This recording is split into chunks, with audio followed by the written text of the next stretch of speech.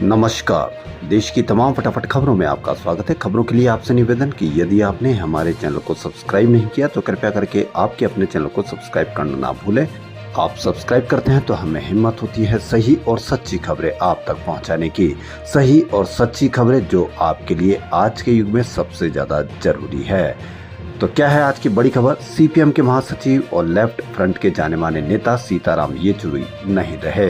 वो लंबे समय से एम्स में एडमिट थे। उन्हें सांसों का इन्फेक्शन था। आखिरी दौर में वेंटिलेटर पर भी रहे, लेकिन अंततः उन्हें बचाया नहीं जा सका। उनका जाना वाम राजनीति में एक बड़ा शून्य पैदा करने वाला है। भारतीय राजनीति के लिए भी एक बड़ी क्षति है। 72 साल के सीताराम येचुरी अंततः एम्स में सांसों की लड़ाई हार गए। येचुरी ने एम्स में भर्ती रहते हुए 22 अगस्त को पश्चिम बंगाल के पूर्व मुख्यमंत्री बुद्धदेव भट्टाचार्य के निधन पर उन्हें श्रद्धांजलि दी थी। उन्होंने 6 मिनट 15 सेकंड के वीडियो संदेश में कहा था कि बहुत दुर्भाग्यपूर्ण है कि मुझे एम्स से ही बुद्धोदा के प्रति भावनाएं प्रकट करना और लाल सलाम कहना पड़ रहा है। येचुरी ने 23 अगस्त को सोशल मीडिया एक्स पर जम्मू कश्मीर में सीपीएम, कांग्रेस और नेशनल कॉन्फ्रेंस के बीच चुनावी गठबंधन को लेकर पोस्ट की थी।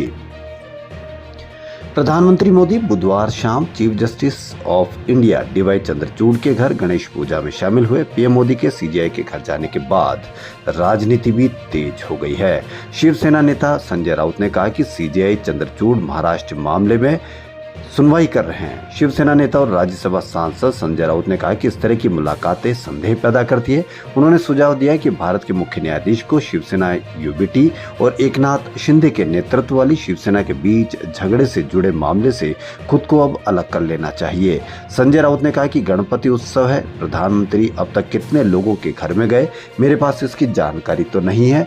दिल्ली में बहुत जगह पर गणेश उत्सव है। दिल्ली में महाराष्ट्र सदन भी होता है, लेकिन चीफ जस्टिस साहब के पास प्रधानमंत्री गए और उन दोनों ने एक साथ मिलकर बप्पा की आरती की। संविधान के रखवाले इस प्रकार के राजनीति नेताओं से मिलते हैं तो लोगों के मन में शंका होती है।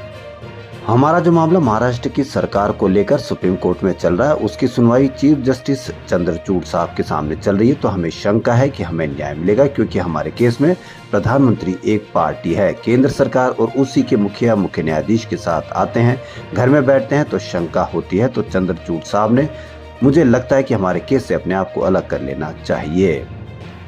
कांग्रेस के पूर्व अध्यक्ष राहुल गांधी ने अमेरिका में कुछ दिन पहले सिख समुदाय को लेकर एक बयान दिया था, जिसको तोड़ मरोड़ कर पूरे भारत में इसको चलाया गया।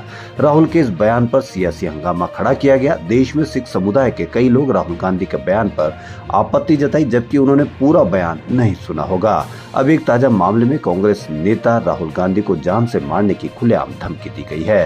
कांग्रेस पार्टी ने इस धमकी देने वाले बीजेपी नेता पर कार्रवाई की मांग की है। कांग्रेस ने दिल्ली भाजपा नेता और पूर्व विधायक तरविंदर सिंह मारवाह का वीडियो जारी किया। बीजेपी समर्थित सिख प्रकोष्ठ ने बुधवार को सोनिया गांधी के दिल्ली स्थित आवास के बाहर विरोध प्रदर्शन किया। इस प्रदर्शन के दौरान बीजेपी नेता तरविंदर सिंह मारवाह ने राहुल गांधी को मारने की धमकी दी है। वीडियो में बीजेपी ने कहा कि राहुल गांधी बाज आजा, नहीं तो आने वाले टाइम में तेरा भी वही हाल होगा जो तेरी दादी का हुआ। कांग्रेस ने भाजपा नेता पर खुलेआम देश के नेता प्रतिपक्ष की हत्या की धमकी देने का आरोप लगाया। बीजेपी नेता पर कार्रवाई की मांग की है। किसी मीडिया चैनल पर इसकी कोई खबर नहीं, जबकि अमेरिका के बयानों की पूरे मीडिया चैनल पर कई दिन से लगातार कवरेज की जा रही है। पेरिस ओलंपिक में डिस्क्वालीफाई होने के बाद खाली हाथ लौटी विनेश फोगाट ने राजनीति के अखाड़े में एंट्री की। विनेश कांग्रेस के टिकट पर हरियाणा के जुलाना से चुनाव में उतरी है। राजनीति में आते ही विनेश फोगाट ने बड़े खुलासे किए। उन्होंने रेसलिंग फेडरेशन ऑफ इंडिया के पूर्व अध्यक्ष ब्रजभूषण शरण सिंह से लेकर देश के प्रधानमंत्री नरेंद्र मोदी तक पर निशाना साधा।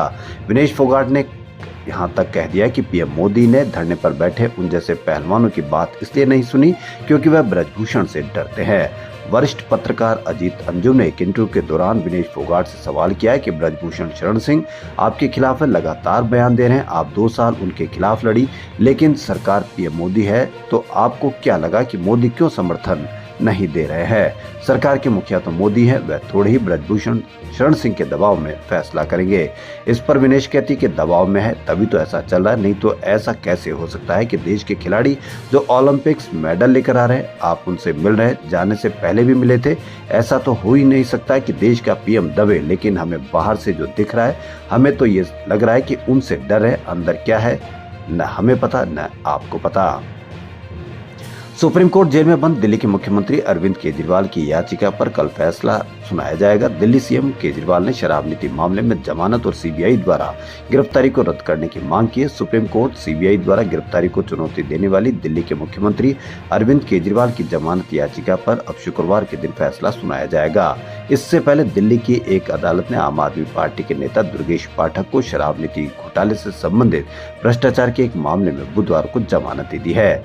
इस मामले की जांच केंद्रीय अन्वेषण ब्यूरो कर रही है। विशेष न्यायाधीश कावेरी बावेजा ने हालांकि इस मामले में मुख्यमंत्री अरविंद केजरीवाल की न्यायिक हिरासत 25 सितंबर तक बढ़ा दी है।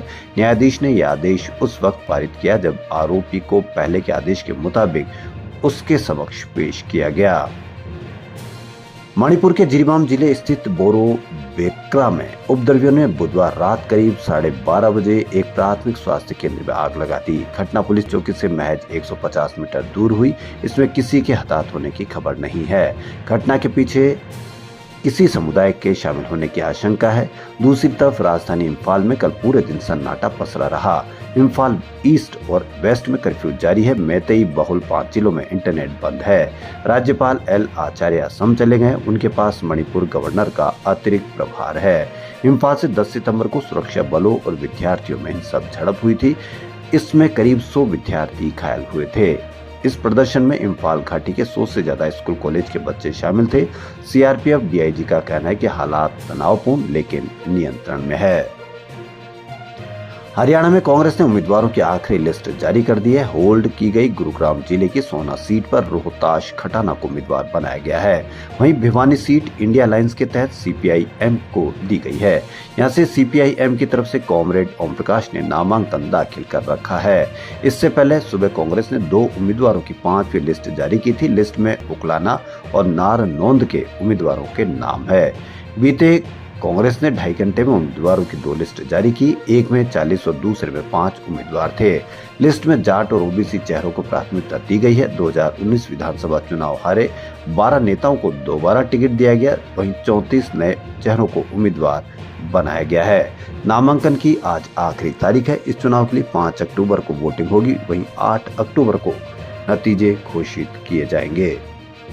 खबरों में फिलहाल इतना ही। यदि आपको हमारा चैनल पसंद आए तो एक बार पुनः आपसे निवेदन, आपके अपने चैनल को सब्सक्राइब करना ना भूलें। आप सब्सक्राइब करते हैं तो हमें हिम्मत है सही और सच्ची खबरें आप तक पहुंचाने की। तो सही और सच्ची खबरें सुनने के लिए एक बार पुनः निवेदन, आपके अपने चैनल को सब्सक्राइब कर लें। धन्यवाद।